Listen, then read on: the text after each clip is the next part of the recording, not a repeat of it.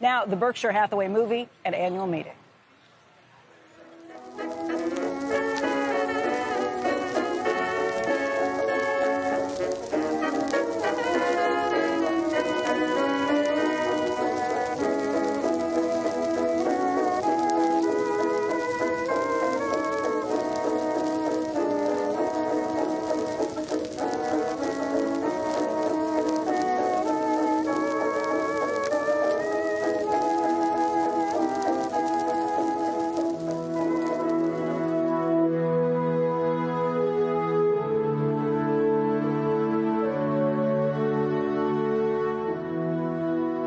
So, Charlie, you were born on the first day of 1924. You have seen a century of history. Do you ever stop? Not only that, I lived in the aftermath of a previous century of history.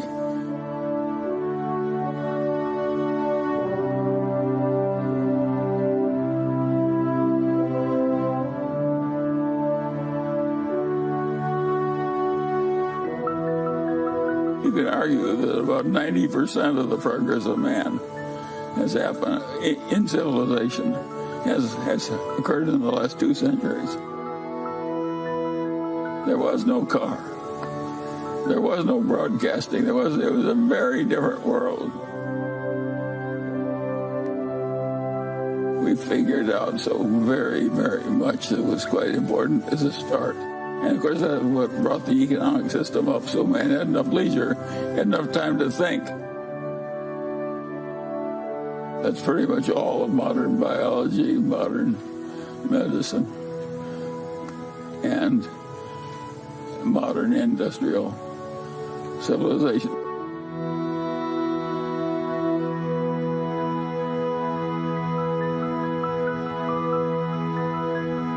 Just imagine what the world would be like.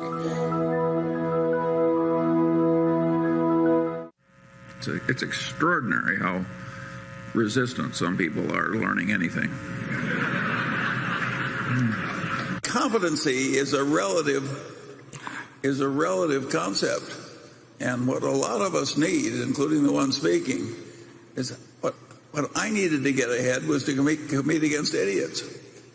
And luckily, there's a large supply. And everybody wants fiscal virtue, but not quite yet. They're like that guy who felt that way about sex. Yeah. He was willing to give it up, but not quite yet. Yeah, I think you would understand any presentation using the word EBITDA. If every time you saw that word, you just substituted the phrase bullshit earnings. I knew he'd do it sooner or later, folks. I like cryptocurrencies a lot less than you do. And so, to me, it's just dementia. And I think that people who are professional traders that go into trading cryptocurrencies, it's just disgusting. It's like somebody else is trading turds and you decide I can't be left out.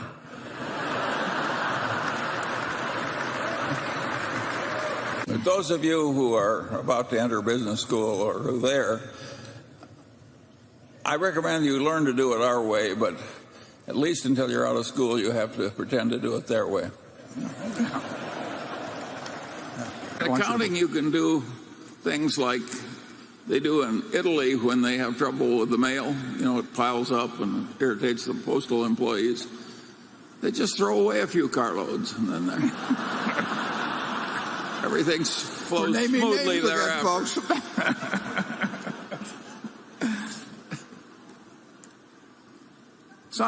That happened in some unnamed international country. Yeah, Italy.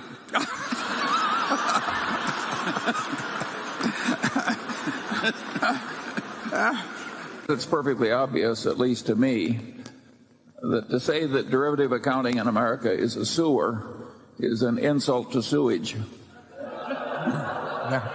People don't seem to get that point. You have any idea why, Charlie? Warren, if people weren't so often wrong, we wouldn't be so rich. No. Before Ben and Jerry, Oprah and Gail, or Sergey Brin and Larry Page, There was Warren Buffett and Charlie Munger. Born and raised in Omaha, Nebraska, both worked at Buffett's grandfather's grocery store, but their paths didn't cross until Buffett was 29 years old and Munger was 35. To understand the most successful couple in business, it's best to start at the beginning and how they first met. Well, want to tell the story? Go ahead.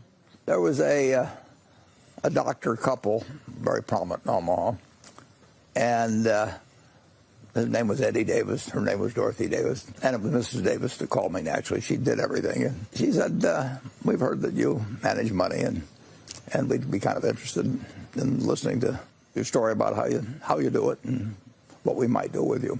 So I went over, and I talked to him, and I was all full of myself. And I couldn't talk fast enough about stocks in those days.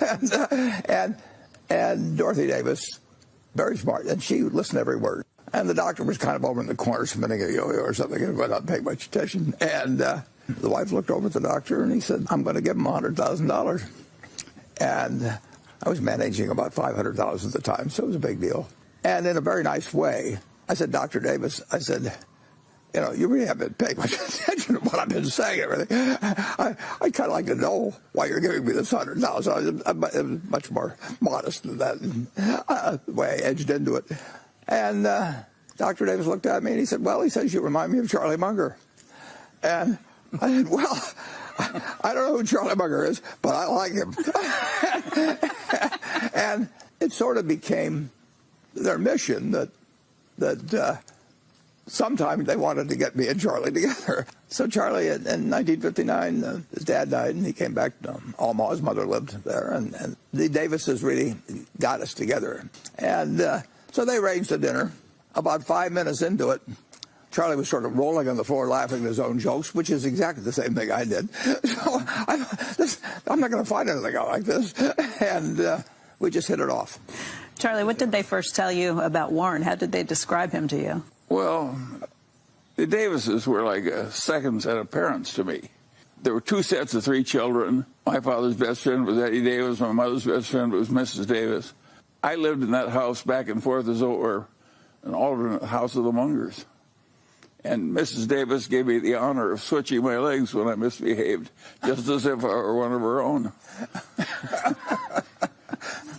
You probably gave her plenty of cause. So anything the Davises asked me to do, I was going to do. What did you think of Warren when you first met him? We got along fine. Oh, well. Both of our wives thought, my God, another one. What I like about Warren is the irreverence. We don't have automatic reverence for the pompous heads of all civilization.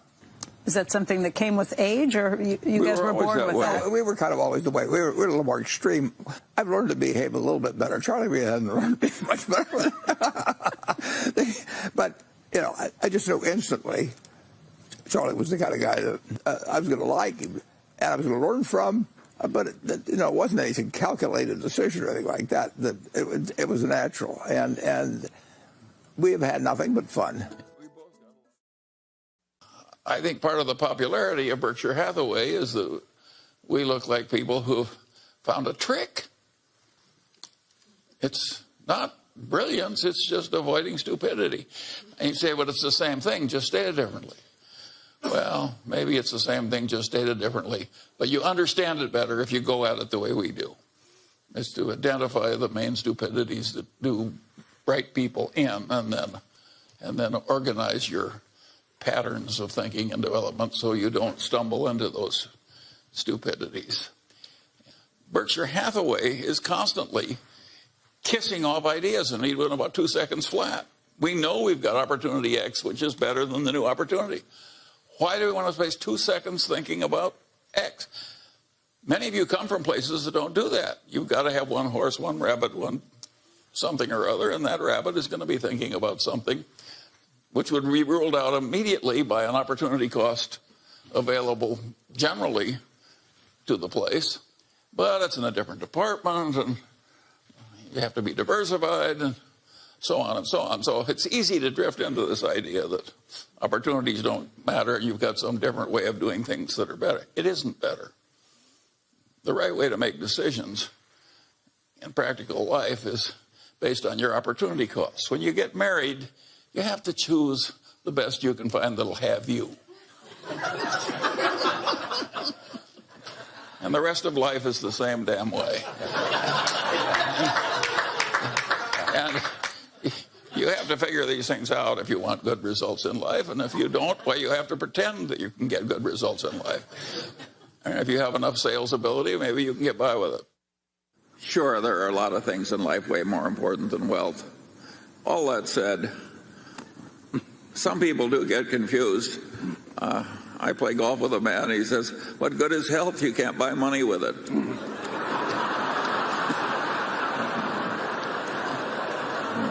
If I can be optimistic when I'm nearly dead, surely the rest of you can handle a little inflation.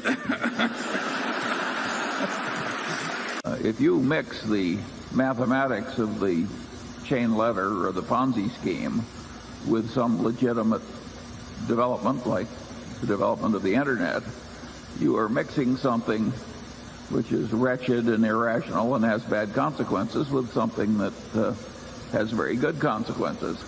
But you know, if you mix raisins with turds, they're still turds.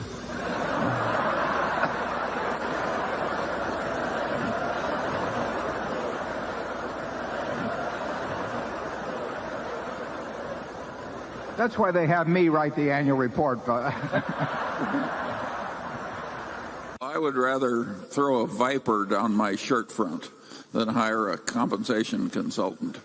A director getting $150,000 a year from a company who needs it is not an independent director. Being put on the comp committee of American corporations, as I've said, they're looking for chihuahuas and not Great Danes or Dobermans. Yeah.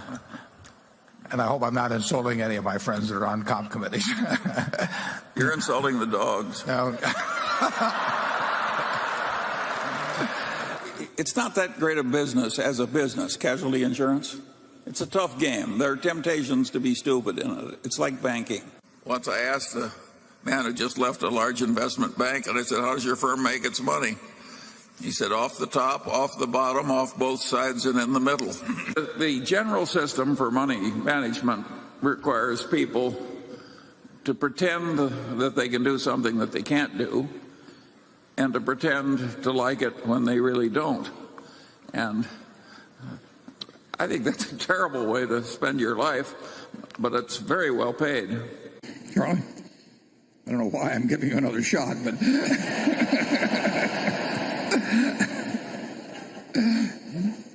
I think I've offended enough people. right. There's 2 or 3 in the balcony.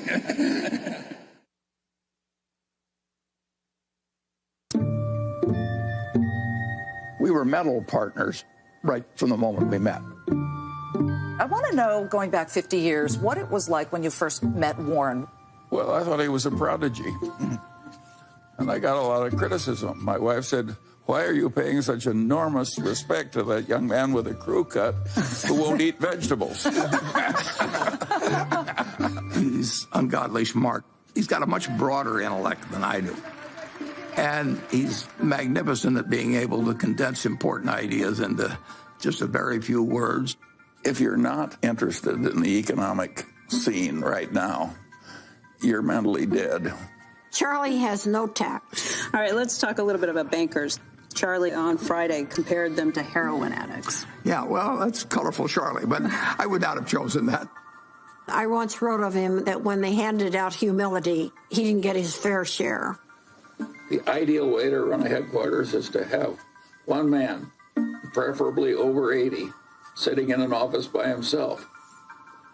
Anything else is pure frippery. He's always honest in what he tells me, so I listen to him. We never had an argument. We just kind of roll with it easily.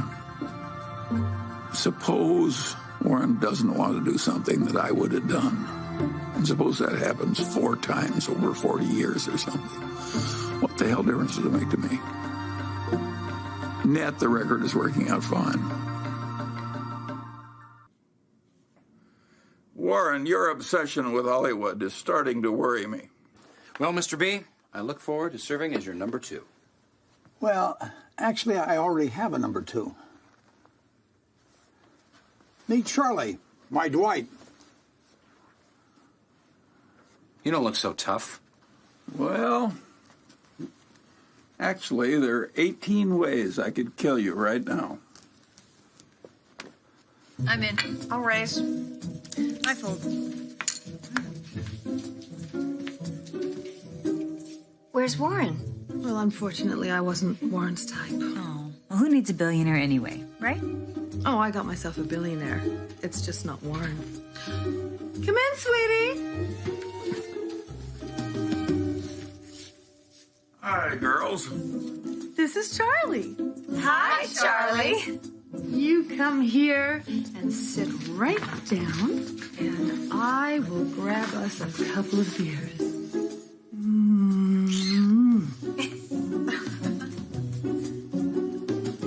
Deal me in. Is this really Jamie Lee Curtis? Is this really Mr. Munger, excuse me. Please call me Jamie as long as I can call you Charlie. Hi, Charlie. I'm Susan Lucci. Oh, haven't you heard about the deal between Warren and me? He's going to be a big star at All My Children, and I'm going to be taking over Berkshire Hathaway. Well, you certainly got some important qualities that Warren lacks. Well, thank you, Charlie. There's some changes I really think we need to make around here. The first thing we need to look at is our dividend policy. I have never heard of anything so cheap and so unfair to our wonderful shareholders. We need to change it. Sounds good to me. Charlie, have you seen the new trailer for Iron Man 3? It's really amazing. Iron who? Charlie will get on his knees for you. I can check, please. Yeah. Do we have a deal? Okay, yes. Oh.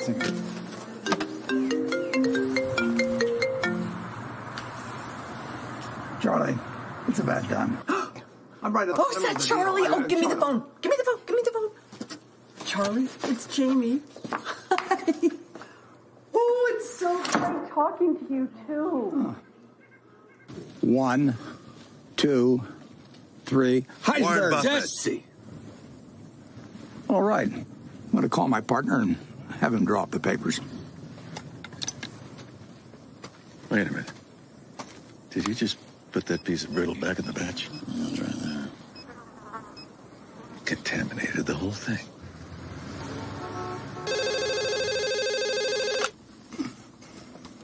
Charlie? It's done. Slick, yo.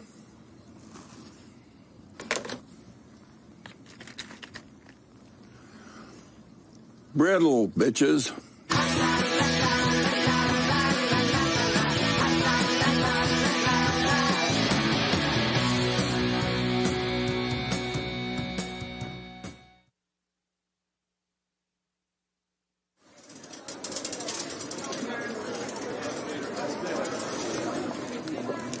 Well, a Berkshire Hathaway shareholders meeting is partly a fun festival. It's sort of a Mardi Gras for people that come every year. It's a chance for us to have a lot of fun and meet the people that have entrusted us with their money. Well, we used to have just 30 people in a cafeteria, and now we have this huge public spectacle. Celebration is part of making a group of people work well together. It's a celebration.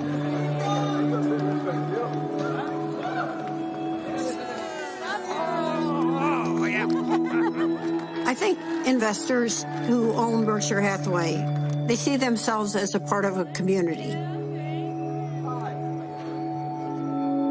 There are more long-term holders of Berkshire than any company. People consider it a religion. They don't buy it with the idea they're going to sell it next week. I think most of them buy it with the intent of holding it for their lifetime, just like they'd buy a farm or buy an apartment house.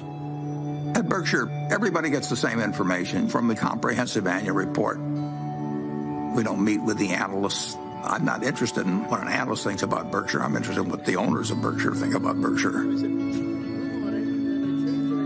He came out of a private partnership where people he knew were trusting him. And he had his relatives in the partnership, and they were not rich. And as it got bigger, started treating everybody else the way he treated his relatives. In terms of our feeling toward the people who are shareholders, we regard them as our partners. They're not some faceless group of people. And that's why at the annual meeting, I love seeing 40,000 of them. It gives real meaning to what we're doing every day.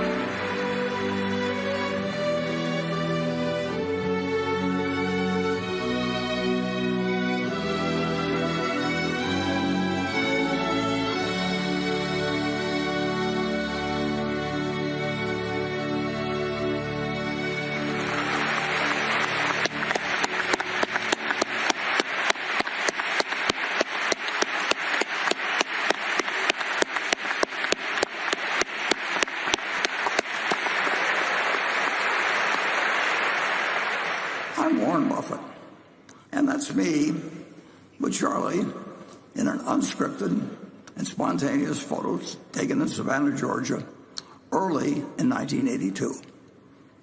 Our wives could tell us apart, as long as we wore name tags. When Charlie and I first met in 1959, it was as if twins who had been separated at birth were reunited. But there were a few important differences between Charlie and me that many people missed. Let me elaborate. For one thing, I was only interested in whether things worked. Charlie wanted to know how things worked. I would turn on a switch, and if the TV or light bulb went on, I could not care less about what had caused that miracle. Charlie, however, would want to understand every aspect of how the generator worked, how electricity traveled to his home, the merits of AC versus DC, whatever. You could say that Charlie understood electricity better than Thomas Edison ever did. Like his hero, Ben Franklin, Charlie wanted to understand everything, and he pretty well succeeded. Additionally, Charlie liked to design things. When we met in 1959, he was designing and building the house in which he lived throughout his life. He once wanted to design a home for me in Santa Barbara on a piece of property Berkshire inherited. Fat chance. In 1958, I bought the house I now live in, but I would have been happy with any of 100 or more houses as long as it was in the general neighborhood of where I was then renting. Of course, I wanted my wife to like it, and I wanted to have room for 4 or 5 kids. But what it looked like inside, outside, was irrelevant. The difference, of course, was of supreme importance to Berkshire. Charlie's architectural thoughts led to the Berkshire Hathaway of today. Some of you may be surprised that Charlie first became a director of Berkshire in 1978. Through a small partnership, I had bought control of Berkshire early in 1965. Charlie then didn't have a penny invested in Berkshire, but he immediately told me my purchase was just plain dumb, which it was. Charlie then did for me what needed to be done to correct my error, and over time, we worked together to achieve his vision. Charlie, in effect, became the architect of today's Berkshire. The architect is the person who dreams of, then designs, then finally supervises the construction of great structures. The carpenters and the roofers, that's me, are needed, but the architect is the genius who provides the blueprint. Berkshire has become a great company with a unique group of owners. The directors of Berkshire are the trustees of the structure Charlie designed that lives beyond his lifetime and will live far beyond mine. I'm now going to introduce these directors and give you a short first quarter report and the outlook for the company. After that, we will take your questions. Please turn up the lights, and I hope you'll join me in applauding Charlie Munger, the architect of Berkshire.